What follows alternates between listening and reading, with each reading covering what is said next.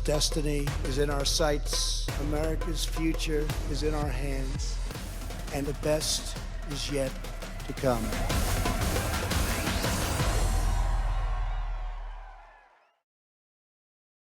Good morning. I'm Jonathan Capehart, opinion writer for The Washington Post. Welcome to First Look, Washington Post Live's one-stop shop for news and analysis all about this week, the Republican National Convention. Today, let's get started with White House reporter Anne Gearan and chief political correspondent for The Washington Post, Dan Balz. And Dan, oh, it's a Tuesday morning. Welcome, both of you. Thank you. Glad to be here. Dan, let me start with you to get your take on what we saw on night one. Was there any one particular thing that stood out to you?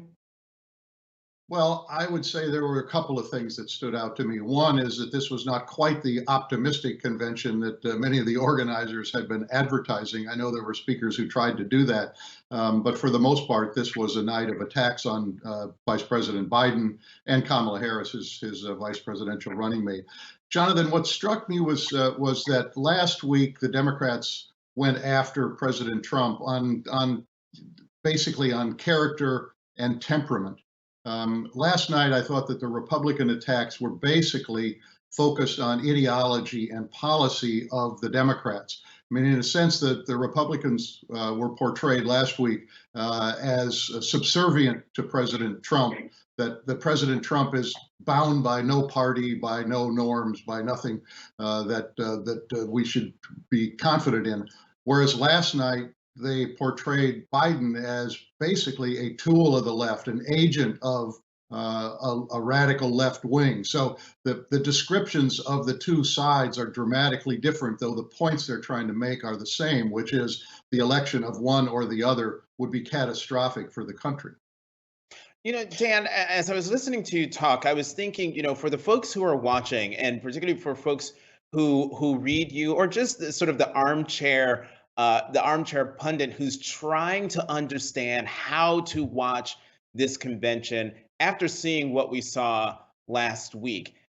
How is this convention playing to the people who already support the president or who might be on the fence but leaning towards the president? Does what we heard last night, at least, help the president?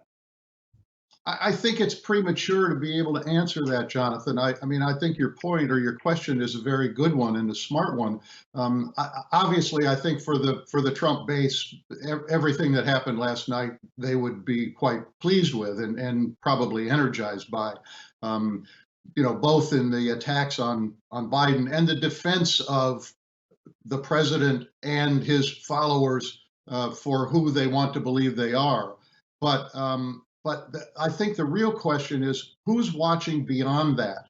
I think it'll be very interesting to see what the ratings for this are and whether there are truly people who are open-minded about the choice in November who've decided to tune into this. They may wait to tune in simply to watch President Trump, but I think at this point, most people know what they're going to get with President Trump. And so they may be looking for something different, but I don't know what the appetite is at this point among people who aren't already firmly committed to him.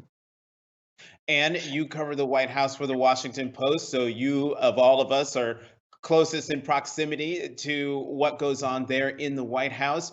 Can you talk about what the president's strategy here is? And I'm thinking of those interviews that he did in, I believe that was the East Room, with everyday non-politician citizens. What's he trying to do there?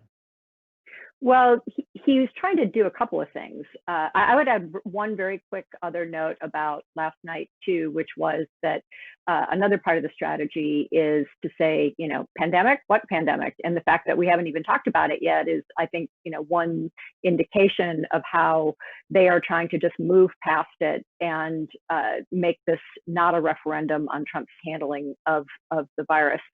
One thing that he's going to do, which is in service of that, as well as sort of generally changing the subject from the recovering but still poor economic outlook of the country, is to have these little surprise reveals. in addition to a number of kind of regular people telling their stories, standing up at a podium, speaking to empty rooms last night, we also saw the president sitting in the White House with people he calls hostages who were returned to the United States during his presidency. He has made a real focus of his foreign policy to deal directly with leaders of other countries, including, in this case, the somewhat autocratic leader of Turkey, to try to get Americans released from jail or other kinds of imprisonment or bondage in foreign countries and return to the United States without paying ransom. And he has had a quite good record in doing so. The most high profile of those is Pastor Andrew Brunson, who was returned from Turkey and who was there with the president speaking about his experience and thanking the president for that kind of personal diplomacy. It's a way to show the president doing something that other presidents have not done to the same degree. And it's something that Trump himself can point to as a way that he would make foreign policy in the second term. And the interviews with the hostages was a bit of a surprise reveal. Is that something that we should anticipate for the next 3 nights of this convention? Each night a different reveal.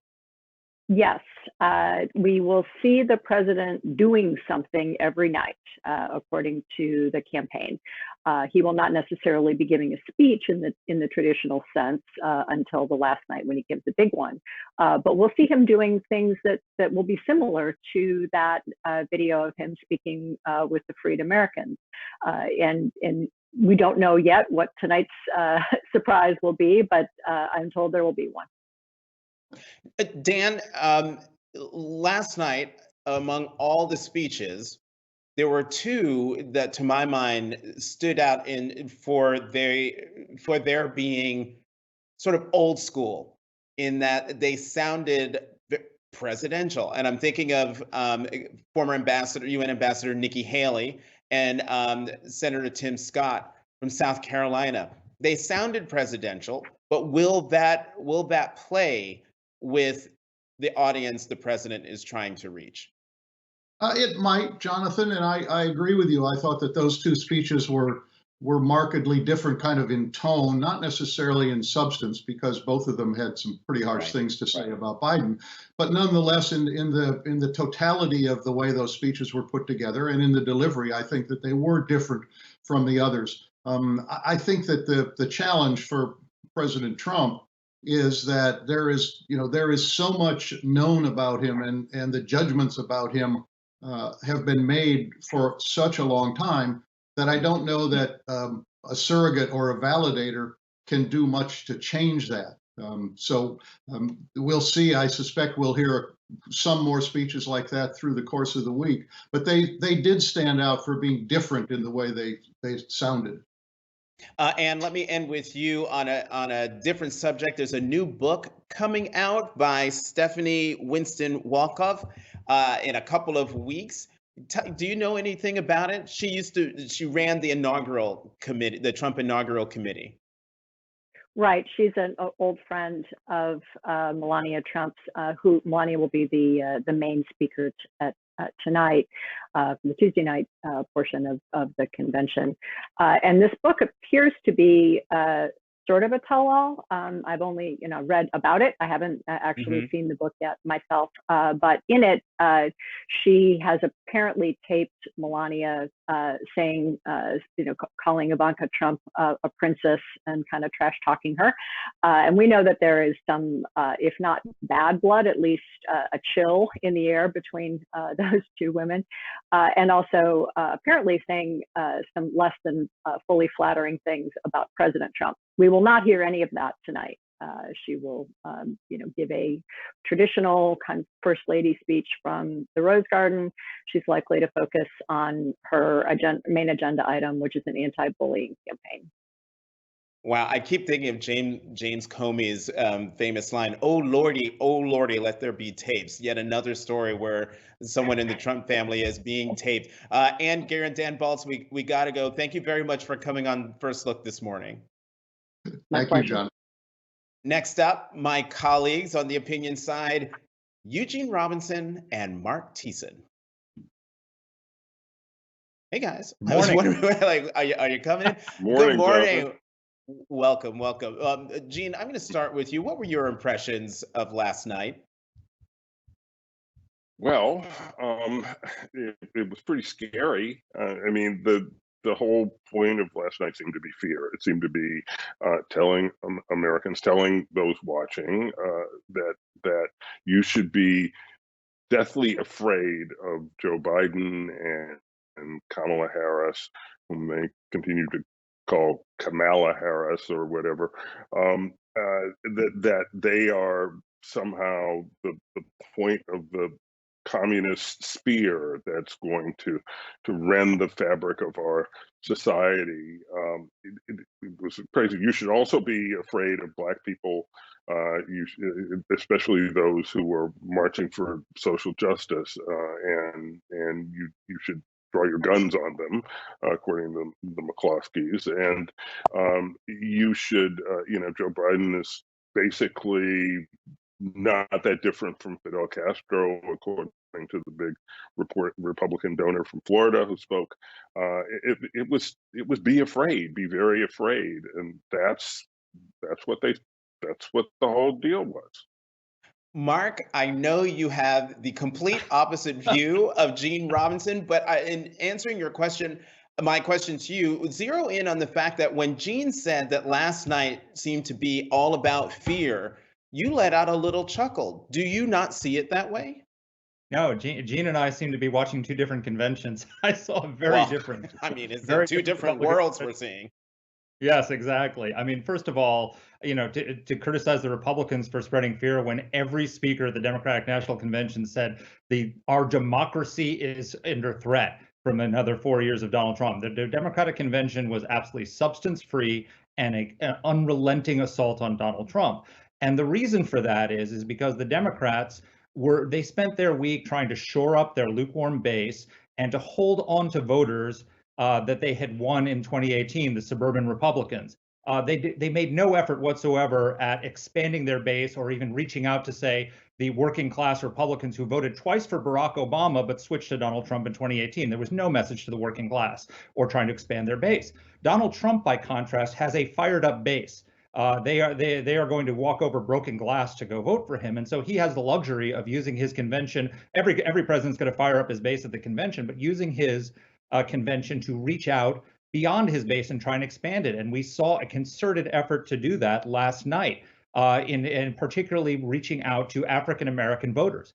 You had Kim Klacik, who's this incredible congressional candidate in Baltimore, who set the internet on fire with this ad she had walking walking Americans through her neighborhood with all the burned out buildings and drug dealers and liquor stores, and talking about how that basically this is the result of democratic rule of our cities. You had Vernon Jones, who is a state representative from Georgia, who talked about Donald Trump's record on criminal justice reform, unprecedented support for historically Black colleges, and school choice and the rest. You had Tim Scott, obviously, who came in and gave an amazing speech about his experience, talk about how he had his family, his grandfather had been taken out of school at the age of 3 to pick cotton, and how he got to see his grandson elected to be the first African American elected to both Congress and the Senate.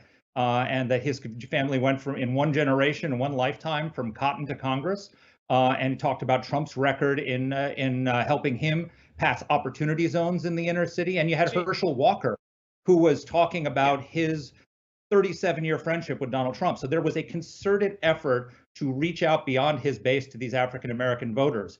So I thought it was an incredibly well done first night.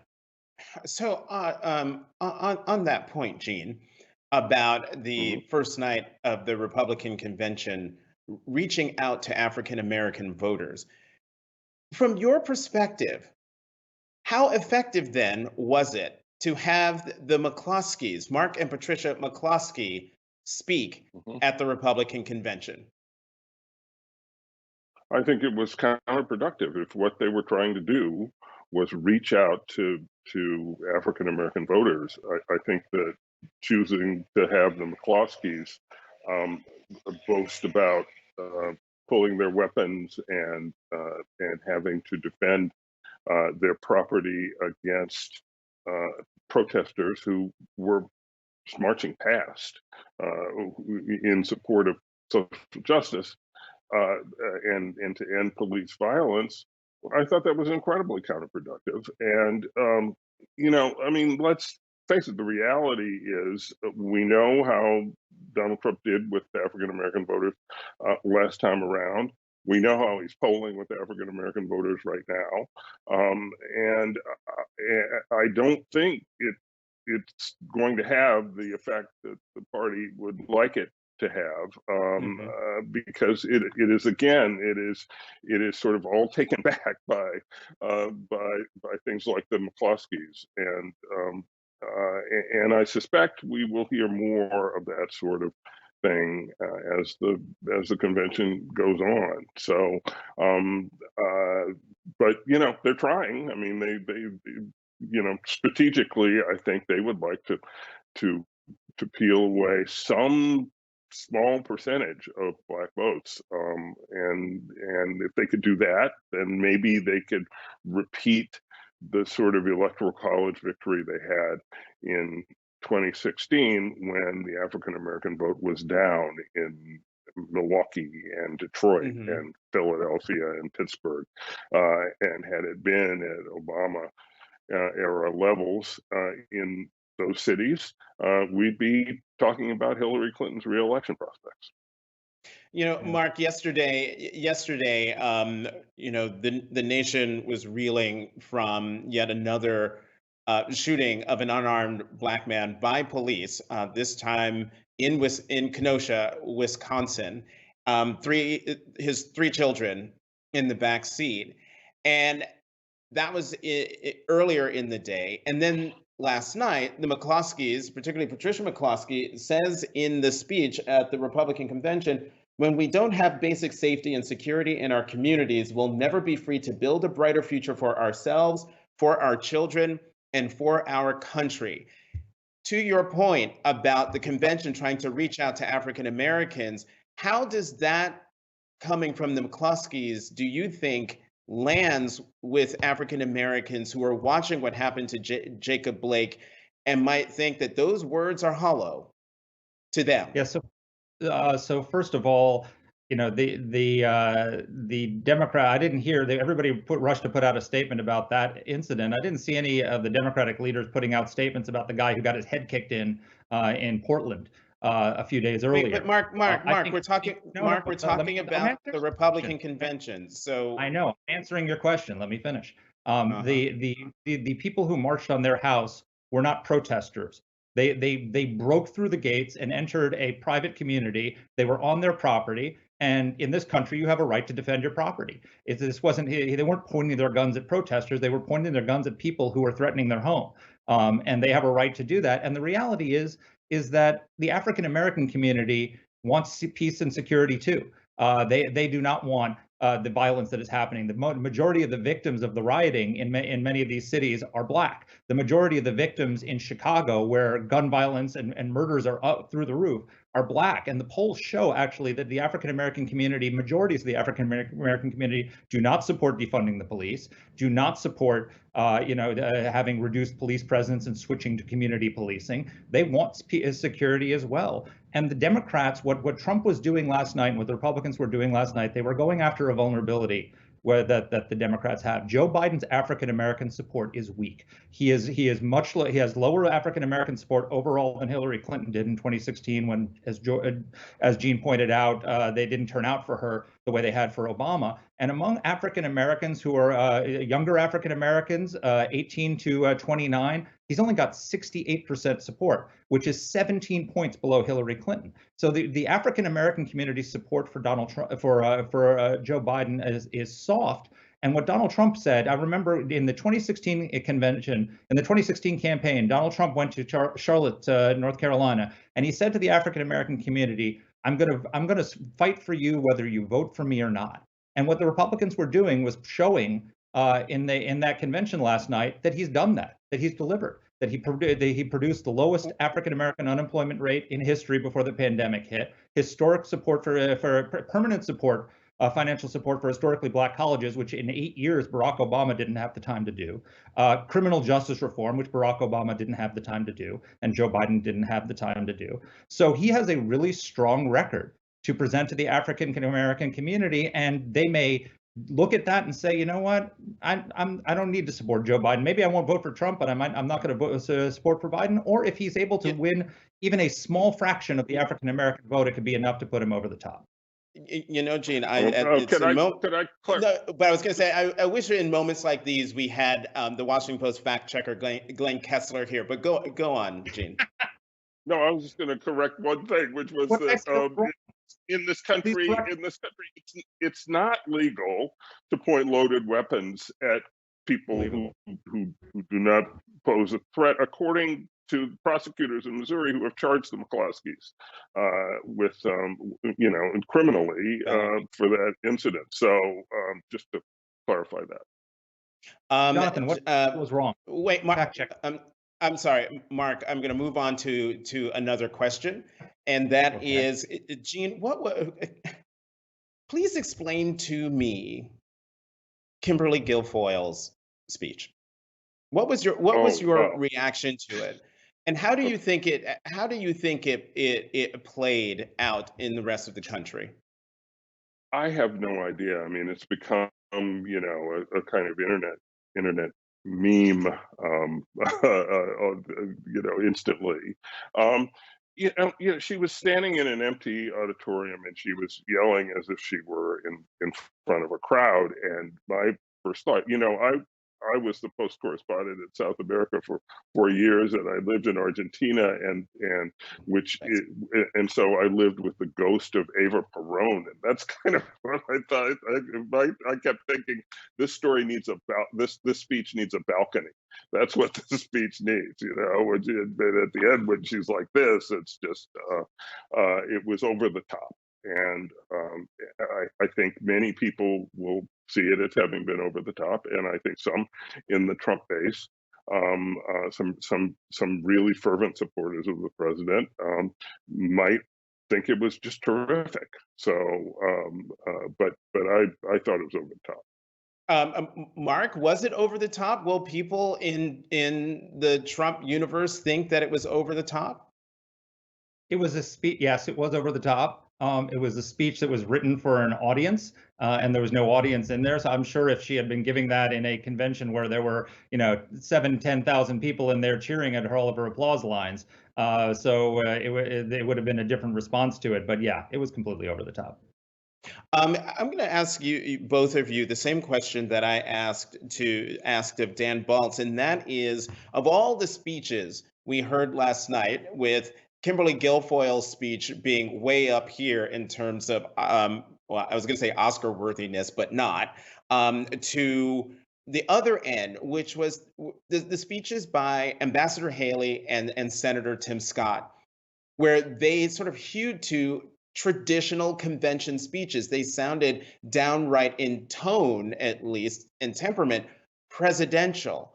Marc, is that kind of tone and demeanor going to work in the Republican Party? I think everybody loved their speeches. Everyone I'm talking to in the GOP thought they were terrific.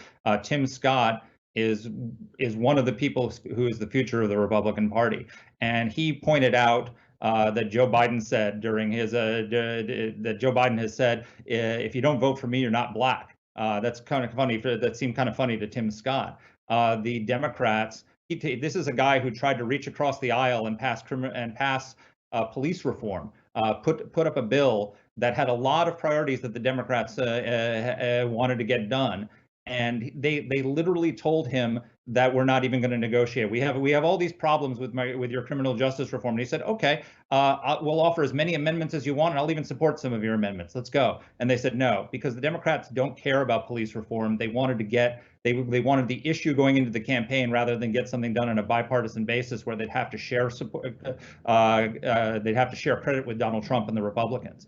So I think Tim Scott, and by the way, they called him a token. And Nancy Pelosi actually said that Tim Scott participated in the murder, was guilty of the murder of George Floyd. This is the Marc, kind of thing that, unless you can cite to me like the actual notation of where Speaker Pelosi said that, I really wish you would not go down that route. I've written about it in my column, Washington Post, which was fact checked by our colleagues who do the playback. Why do you keep questioning my facts? Why do you keep saying that beyond here? It's just facts that you're not familiar with. Marc, I'm going to move on to Gene because there's a question, and then I will come back to you, Gene. One of the things that a couple of things that stood out to me yesterday, watching the convention, is the sort of relentless. There was the fear mongering and sort of not barely sotto voce leaning into the racism that we have seen, and then there was the accusations that Vice President Biden is the Loch Ness monster of the swamp. So there's the swamp, there's racism, and one thing that we've learned about President Trump throughout his entire career, and being an acolyte of Roy Cohn, whose mantra was never apologize, but also lean into your weaknesses and turn that into something that puts your opponent on the defensive. That's my view, my personal view of what last night was about. Is that overreach, or is that how you see it, or how do you see it? Well, I think there was a good deal of sort of leaning into weakness in terms of what was said about the coronavirus, for example. You know, what wasn't said is the number 177,000, which is the number of Americans who have died from the coronavirus. And so that wasn't talked about. Yet there was a lot of talk about the coronavirus and how wonderful and perfect President Trump's response had been. I don't think that really fooled anyone, because we see the actual effects around us.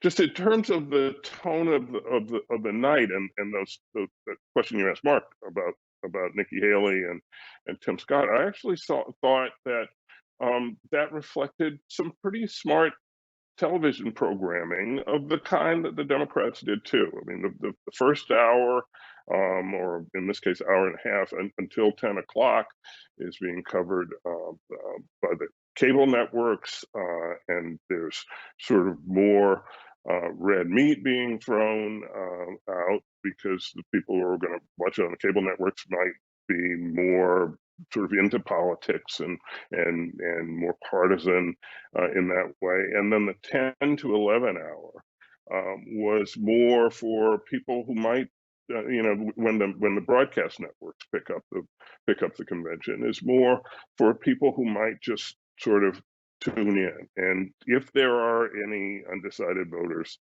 left, and I don't think there are many, that is when they might click in and say, gee, what's going on in the Republican convention? And that's when you want to put on your sort of smiling public face, your non-threatening face, your let us all come together face, as opposed to what we heard in the first hour. Marc, we have less than 2 minutes left. Tonight is night 2 of the Republican National Convention. What are you most looking, what should we be looking for tonight? We're looking for continued effort to reach out beyond Donald Trump's base. He's going to obviously fire up his base, because everybody does that with their conventions. But what Donald Trump does is has is the luxury of having a base that is ready and fired up to go, and so he can go after these Democratic constituencies and swing voters in a way that the Democrats couldn't in their convention. And just because you asked me to give you the exact quote, Nancy Pelosi said that Scott, with his bill, this is a direct quote, was trying to get away with murder, actually the murder of George Floyd, unquote. When asked if she would apologize, Pelosi said absolutely, positively not.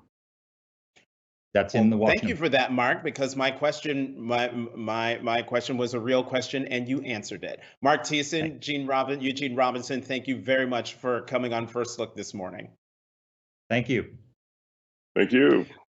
And we will be back tomorrow morning at 9 a.m. Eastern with Washington Post White House reporter Toulouse Olorunnipa and columnist Catherine Rampell and Hugh Hewitt for more news and analysis of the RNC. Coming up at 12 p.m. today, my colleague Bob Costa will speak with Secretary of Housing and Urban Development Ben Carson.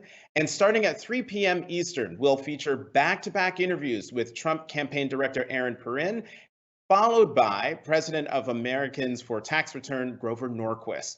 You can register to watch these interviews at WashingtonPostLive.com. In the meantime, I'm Jonathan Capehart, opinion writer for the Washington Post. Thank you for tuning in to First Look.